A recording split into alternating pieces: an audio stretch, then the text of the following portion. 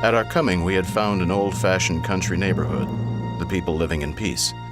We left it with homes, fields, and forests marred, shattered, devastated, and ruined.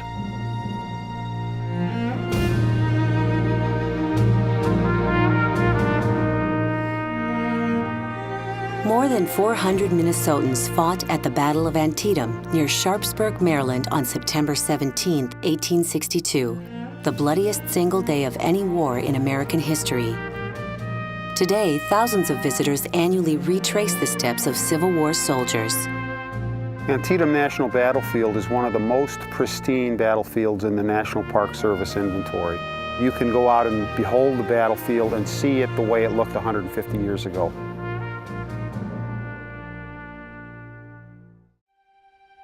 "18 months into the Civil War, this is the first time Confederate forces invade the North. Farms and factories in the South have been badly damaged, and Lee desperately needs to resupply his army. The Confederates have established a 1,000-mile front from Chesapeake Bay to the Mississippi River. If Lee plays his cards right, Maryland could become a star on the Confederate flag. President Lincoln leaves nothing to chance. He has suspended the writ of habeas corpus, meaning that criminal suspects can be held without being charged, and prevented the state's legislature from meeting. Looking backwards over our shoulders, he's the great emancipator. But if you look at a map, you know why Abraham Lincoln is treading so heavily on the people of Maryland. And that's because if Maryland falls, Washington falls. The 1st Minnesota Volunteer Infantry is part of the 2nd Corps. Under the command of Colonel Alfred Sully, it is organized into 10 companies, along with the 2nd Minnesota Sharpshooters. Minnesotans had been the first to volunteer for the Union Army, and by now, they are battle-tested. Up early the morning of September 17, 1862, they will cross Antietam Creek, a cornfield, and a major crossroads before encountering the Confederates in the West Woods. The 1st Minnesota Infantry is moving closer and closer to the fight. Now they emerge on what would have been an awesome, bloody scene on the morning of the battle. The dead and wounded lay thick, many begging us for a drink of water, others telling us not to tread on them. And it was difficult to march over the ground without stepping on some man. In the space of 4 hours in this field here, 8,000 casualties. We're at the western edge of the cornfield. The regiment is still in a line moving towards the West Woods. They're going to hit the Hagerstown Pike.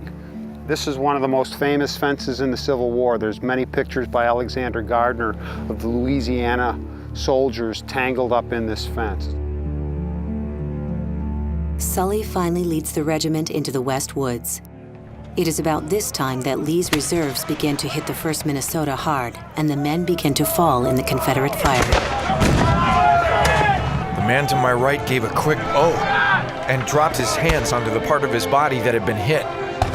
But dropping his gun, he was able to limp to the rear, and a splinter from the rail of my fence, hitting me in the face, said, "You're next." The West Woods was the furthest advance for the 1st Minnesota before the order to retreat and regroup.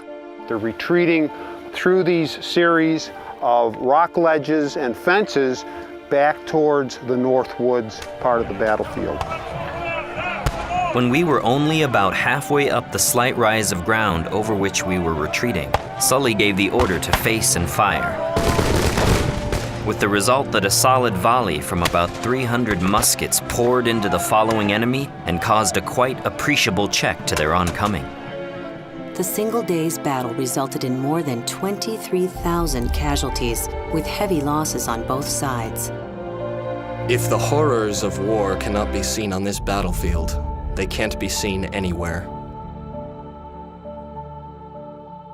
Charlie Goddard spoke for thousands of men who fought at this place. The 1st Minnesota brought 435 men to this battlefield. 17 were killed, 79 were wounded, and 24 were missing. That's over 1 in 4 men who never made it out of here intact. At a terrific cost, Lee's invasion of the North had failed. His army retreated to southern soil. After waiting months for a Union victory, Lincoln used the opportunity to issue a preliminary version of the Emancipation Proclamation on September 22, 1862. 150 years later, Minnesotans continue to remember the men who fought at Antietam.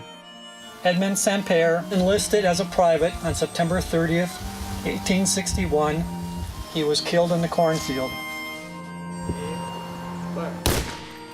We have to, as the citizens of our state, do everything that we can to make sure that we're preserving these grave sites and gravestones so future generations can be reminded, can remember, and then they can interpret this for themselves. When we talk about decisive battles and turning points in the war, Antietam was near the top of the list, because for the first time, freedom becomes an objective of the war.